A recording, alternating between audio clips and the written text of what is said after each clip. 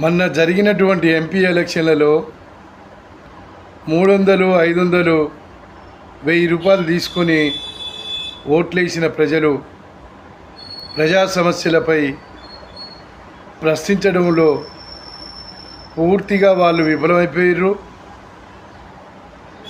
వాళ్ళు ఎప్పుడు ఎవరు 300 ఇస్తారా, ఎప్పుడు 500 ఇస్తారా అని చెప్పేసి ఎదురు చూసుకుంటా ఓట్లు అమ్ముకుంటే మరి అభివృద్ధి ఎట్లా జరుగుతుందని చెప్పేసి ఈ సందర్భంగా నేను మీ అందరినీ అడుగుతున్నాను. డబ్బులు పెట్టి గెలిచినటువంటి ఎంపీ అభ్యర్థులు కానీ ఎమ్మెల్యే అభ్యర్థులు కానీ మీకు ఎందుకు సేవ చేస్తారని చెప్పేసి ఈ సందర్భంగా నేను అడుగుతున్నాను. డబ్బులు ఇచ్చి గెలిచినటువంటి అభ్యర్థులు వాళ్ళ యొక్క డబ్బులను రాబట్టుకునేటందుకే చూస్తారు. కాబట్టి ప్రజలు తస్మాత్ జాగ్రత్త. ఓటు అనేది